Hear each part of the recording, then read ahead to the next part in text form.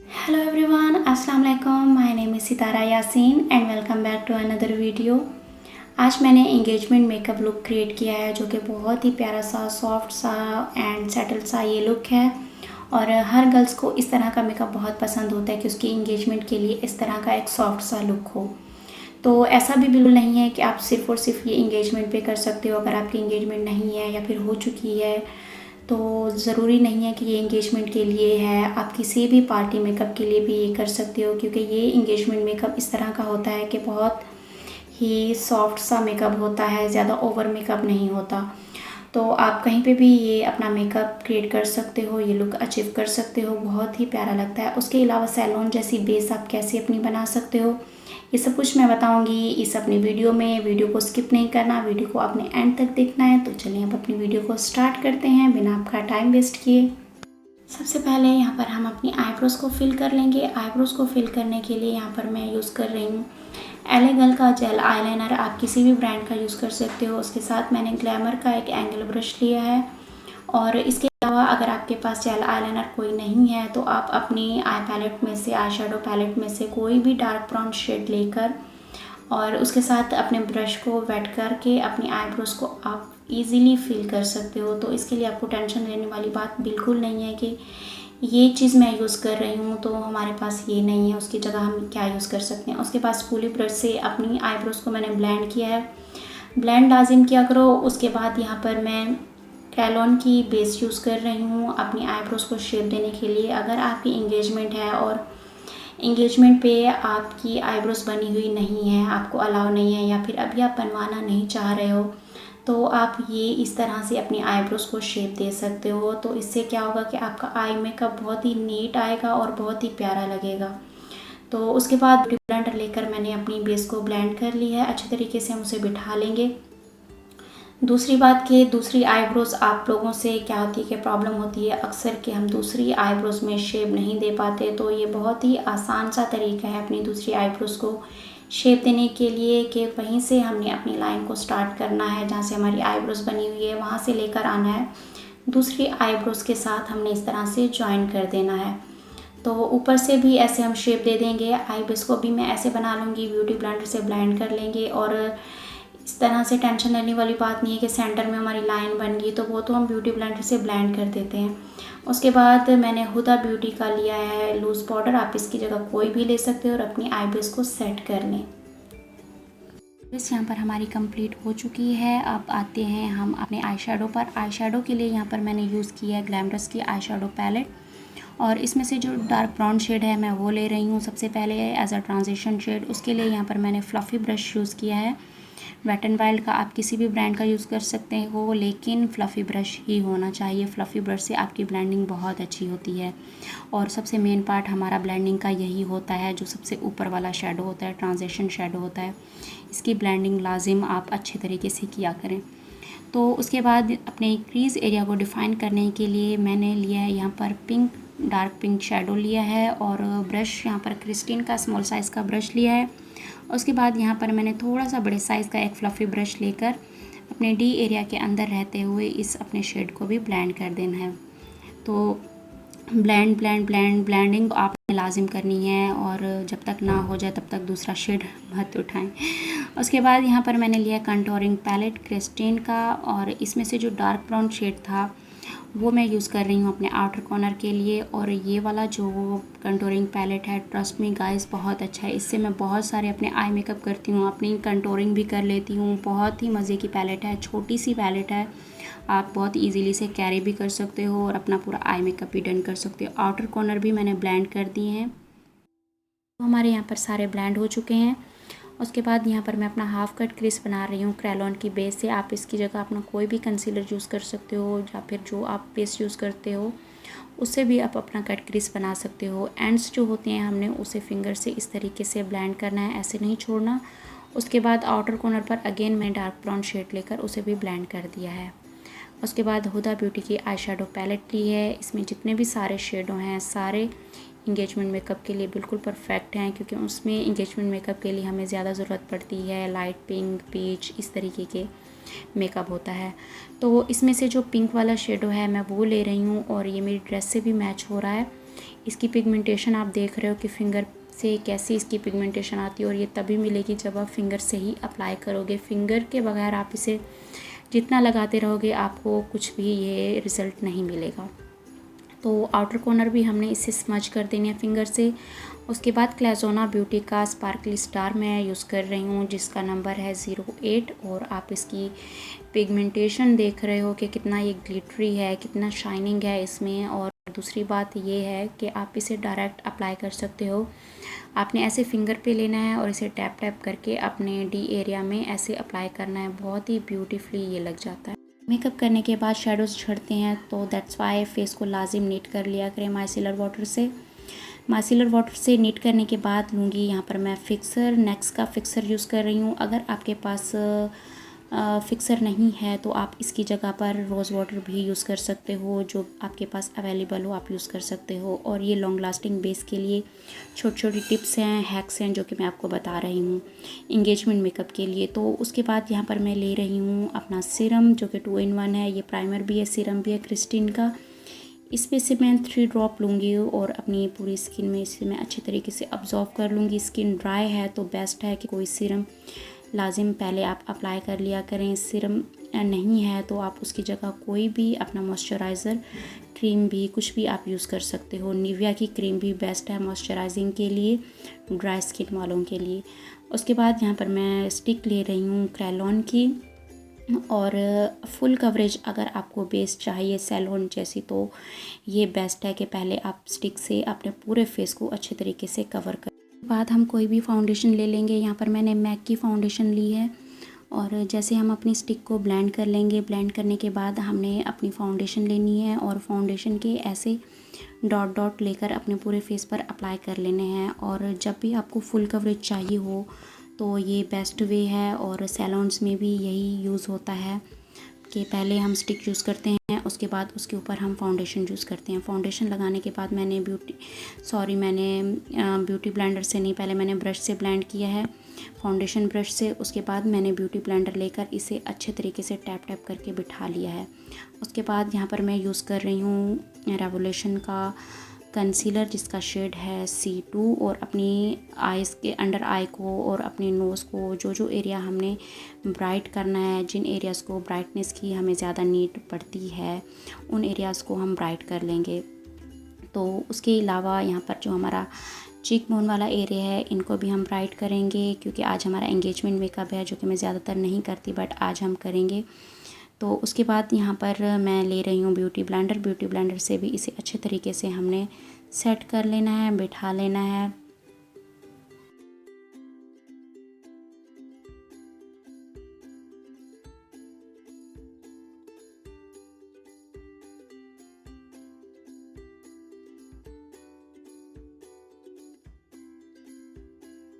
के बाद यहाँ पर मैं ले रही हूँ रेवोल्यूशन की स्टिक कंटूरिंग के लिए। ये मैं यूज़ करती हूँ, जिसका शेड है F13, और इतना ही इसका टेक्सचर क्रीमी है कि बहुत ही इजीली ये ब्लेंड हो जाती है। और जिस तरह अगर आपका राउंड फेस है मेरी तरह, तो आप कंटूरिंग देख सकते हो कि इस तरीके की आपने अपनी फेस की कंटूरिंग करनी है, और अपनी जॉ लाइन को और अपने डबल चिन को भी कवर करना है। अपनी नोज़ की भी मैं इस तरीके से कंटूरिंग कर दूँगी। नोज़ की कंटूरिंग हमने ऐसी करनी है कि आगे से जो हमारा फ्रंट है इसको भी हमने क्लोज़ कर देना है।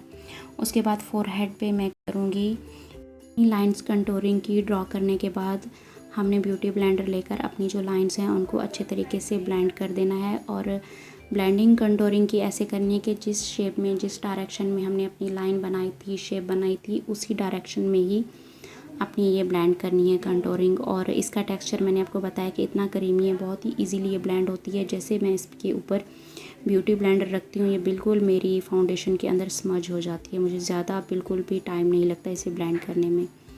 तो इस तरीके से हमने अपनी फेस की जो कंटूरिंग है उसे ब्लेंड कर लेना है। अगर आपको ब्लेंडिंग और कंटूरिंग आपको बहुत पसंद है, आप ज़्यादा करते हो, तो आप ये लाजिम ट्राई कीजिएगा। रेवोल्यूशन की कंटूरिंग स्टिक बहुत मज़े की है। और इसके बाद यहाँ पर मैंने हुदा ब्यूटी का लूज़ पाउडर लेकर अपनी बेस को मैंने सेट कर लेना है। और बार बार मैं आपको यही बता रही हूँ कि लॉन्ग लास्टिंग बेस चाहिए, तो इस तरीके से टैप टैप करके आपने अपनी बेस को बिठाना है। ज़्यादा कॉम्पैक्ट पाउडर लगाना है आपने।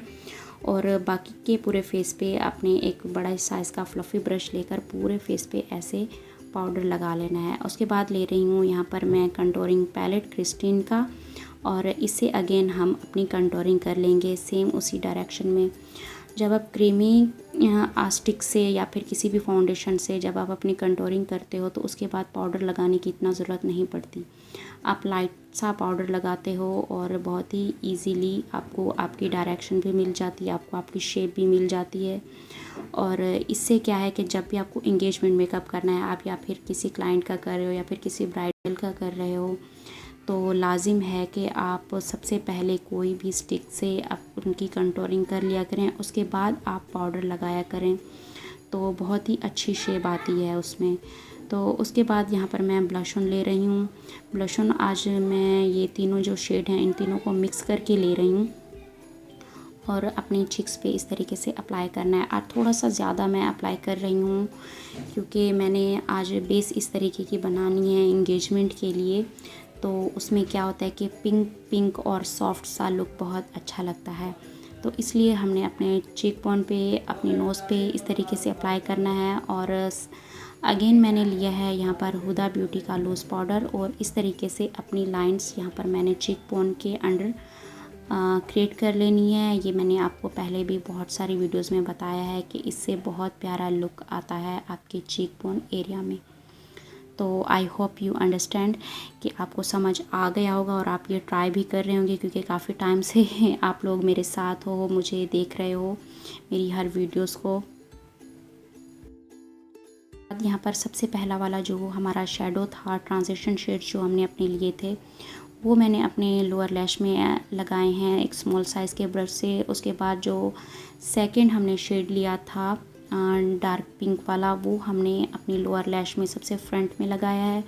और आउटर कॉर्नर में जो डार्क ब्राउन शेड लगाया था वो हमने लोअर लैश के बिल्कुल एंड में लगाया है, आउटर कॉर्नर के पास। और शिमरी शेड मैंने दोबारा लिया है मेटालिक शेड एप्लीकेटर से और इसे भी मैंने अप्लाई कर दिया है। उसके बाद इनर कॉर्नर में मैं हाईलाइट करने के लिए ये ले रही हूँ ऑफ वाइट कलर में ये शेड है। आप अपना कोई भी हाइलाइटर शेड भी यहाँ पर अप्लाई कर सकते हो, इससे आंखें बड़ी और प्यारी लगती हैं।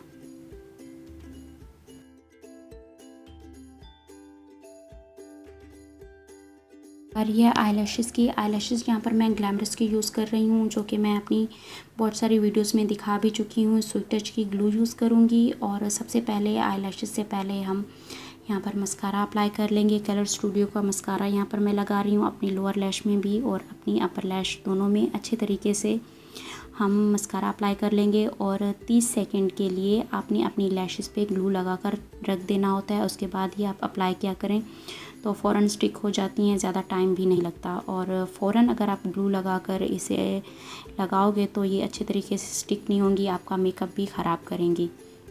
ग्लू फैल जाती है तो मेकअप भी ख़राब हो जाता है। तो आप देख सकते हो कि आईलैशेस से कितना हमारे आई मेकअप में फ़र्क आता है। आईलाइनर मैंने नहीं लगाया यहाँ पर क्योंकि आईलाइनर आज हम नहीं लगाएंगे, क्योंकि शादी में, बारात में, मेहंदी में और बाकी जितने भी हमारे इवेंट्स होते हैं उनमें तो हम सब में लाइनर लगाते हैं। तो क्या है कि आज थोड़ा हमने डिफरेंट करना है। और वैसे भी ज़्यादातर क्या होता है कि जो हमारे इंगेजमेंट मेकअप होता है उसमें आईलाइनर नहीं होता। अगर आपको सॉफ्ट लुक चाहिए तो आप डायरेक्ट लैशेस अप्लाई करो, बहुत ही प्यारा लगता है। हाइलाइटर यहाँ पर मैंने स्वीट टच का यूज़ किया है और चीक बोन पे, नोज़ पे, अपने अपर लिप्स पर और अपनी आईब्रोज़ के ऊपर वाली साइड पर भी मैंने इसे अप्लाई किया है। और अपना डस्ट आउट कर दिया है मैंने पाउडर जो मैंने अपने चीक बोन पर अप्लाई किया था। उसके बाद बारी है लिपस्टिक की। लिपस्टिक के लिए पहले यहाँ पर मैं लशिस की लिप पेंसिल यूज़ कर रही हूँ जिसका शेड पिंक है। और ये इस तरीके से पहले हमने अपनी लिप्स को शेप दे देनी है, उसके बाद हम कोई अपनी लिपस्टिक अप्लाई करेंगे। तो लिपस्टिक के लिए यहाँ पर मैं रिवाज की लिप ग्लोस यूज़ करूँगी जिसका शेड है आई थिंक 11 है। हाँ, इसका शेड 11 है और बहुत ही मज़े के क्रीमी ये शेड हैं, बहुत इजीली ब्लेंड हो जाते हैं, ज़्यादा ड्राइनेस नहीं होती इनसे। मैट हैं हालांकि, बट इससे ड्राइनेस बिल्कुल नहीं होती, बहुत ही क्रीमी है ये। तो इस तरीके से मैंने अपने लिप्स पे ये वाला शेड लिया है। और क्योंकि इंगेजमेंट मेकअप है तो इंगेजमेंट मेकअप के लिए भी लिप्स का जो कलर है वो भी इस तरीके का कोई सॉफ्ट सा ही होना चाहिए। तो बहुत ही परफेक्ट मैचिंग है और अच्छा भी लगता है। तो जल्दी से अब हम अपने बालों को भी बना लेंगे। सबसे पहले बालों में हमने अपनी सेंटर की इस तरीके की मांग निकाल लेनी है मांग टीका के लिए। और मांग टीका अगर आपको सेट करना है तो इस तरीके से हमने अपने सेक्शन लेने हैं, बालों के निकाल लेने हैं। एयर टू एयर हमने दोनों साइड के सेक्शन निकालने हैं और इनको आगे फ्रंट पे क्लिप कर देना है। और पीछे से हमने इतना थोड़े साइज़ के हमने बाल लेने हैं और उनमें हमने बैक कॉम्बिंग कर लेनी है। बैक कॉम्बिंग हमने इतनी करनी है कि सिर्फ हमारा जो मांग टिक्का है वहाँ पर सेट हो जाए। और मांग टिक्का में सेट करने के लिए आप देख सकते हो कि यहाँ पर एंड में इस तरीके का होल होता है, होल दिया गया होता है। उसमें आप अपनी पिन इसमें डालकर अपने मांग टिक्का को ज़्यादा उसकी लेंथ जो है बड़ी छोटी कर सकते हो। तो उसमें जो पिन लगाई थी वो मैंने बैक कॉम्बिंग के अंदर सेट कर दी है। और उसके बाद उसके ऊपर मैंने एक और पिन लेकर उसको मैंने अच्छे तरीके से पिन अप कर दिया है। अब फ्रंट के बालों में से हमने ऐसे सेक्शन लेने हैं। जो पीछे के हमारे बाल हैं इनमें से हमने हाफ से भी कम बाल निकालने और इनमें बैक कॉम्बिंग करके पीछे करना है। तो थोड़ा सा हमने अपना जो पीछे फ्रंट वाला पार्ट होता है इसको थोड़ा सा हमने ऊपर उठाना है। तो उसके लिए ये थोड़ी थोड़ी लेयर्स में मैं क्या कर रही हूँ कि बैक कॉम्बिंग करके पीछे की तरफ करती जा रही हूँ। उसके बाद बैक कॉम्बिंग करने के बाद आप हेयर स्प्रे लाजिम यूज़ कीजिएगा। अगर आपकी एंगेजमेंट है तो इस तरीके के आपके बाल जो है ना वो ज़्यादा देर तक रहेंगे। बैक कॉम्बिंग करने के बाद एक लेयर मैंने और बालों की ली है और बैक कॉम्बिंग के ऊपर मैंने वो डाल दी हैं तो बैक कॉम्बिंग हमारी छुप जाती है। उसके बाद फ्रंट के जो बालों में इस तरीके से हमने एक लेयर के जितने बाल निकालने हैं। ट्रायंगल शेप में मैंने ये बाल निकाले हैं और इनमें हमने एक सिंपल सी ब्रेड बना लेनी है इस तरह से। जल्दी से मैं ये ब्रेड बना लूँगी क्योंकि बहुत सारा टाइम हो गया है। वीडियो ऑलरेडी हमारी काफ़ी लंबी हो चुकी है तो इसलिए मैं जल्दी जल्दी आपको ये बनाकर दिखाती जा रही हूँ ताकि आपको भी समझ आ जाए। इस तरीके से सिंपल सी ब्रेड बनाकर एंड में हमने इस पर रबर बैंड लगा लेना है।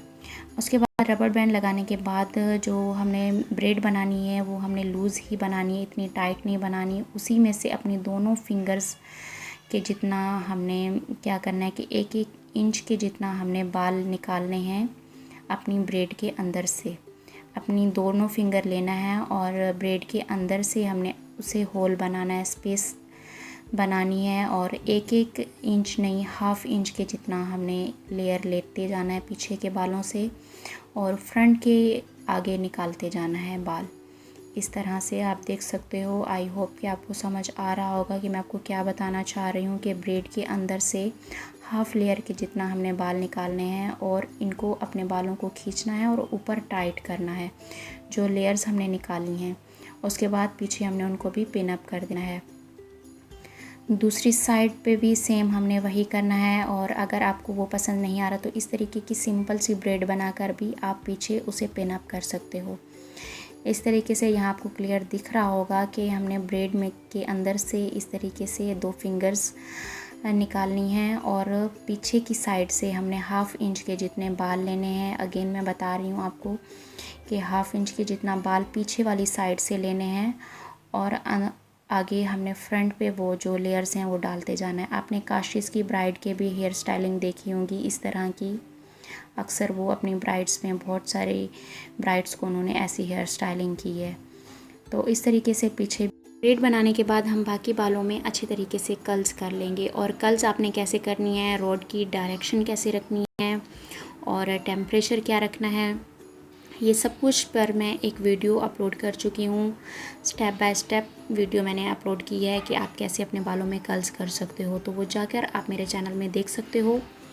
तो डिस्क्रिप्शन बॉक्स में भी मैं लिंक दे दूँगी, वहाँ से भी आप मेरी वीडियो को वॉच कर सकते हैं। तो इसलिए यहाँ पर मैं जल्दी जल्दी कर रही हूँ क्योंकि रात के 1 बज रहे थे और मैंने ये वीडियो बनाई है और मेकअप और हेयर स्टाइलिंग के साथ मुझे टाइम लग गया, इसलिए मैं जल्दी जल्दी एंड्स में आपको ये भी बनाकर दिखा देती हूँ कि आप अपने बालों में कैसे आप हेयर स्टाइलिंग एंगेजमेंट मेकअप में आप कैसे अपने बालों को बना सकते हो। तो इस तरीके से सिर्फ़ और सिर्फ एंड्स पे मैंने कर्ल्स किए हैं। 200 पे टेम्परेचर रखा है। यहाँ पर आप देख सकते हो कि ब्रेड के साथ कर्ल्स कितने प्यारे लग रहे हैं और बहुत ही प्यारा लुक आ रहा है। अक्सर आपने काशिश की ब्राइडल को भी देखा होगा कि वो अपनी ब्राइडल को ये वाली हेयर स्टाइलिंग बहुत करते हैं और अक्सर गर्ल्स कहते हैं कि हमें वैसी ब्राइडल, उनकी जैसी ब्राइडल जैसा हमें हेयर स्टाइलिंग चाहिए, हमें वैसा मेकअप चाहिए।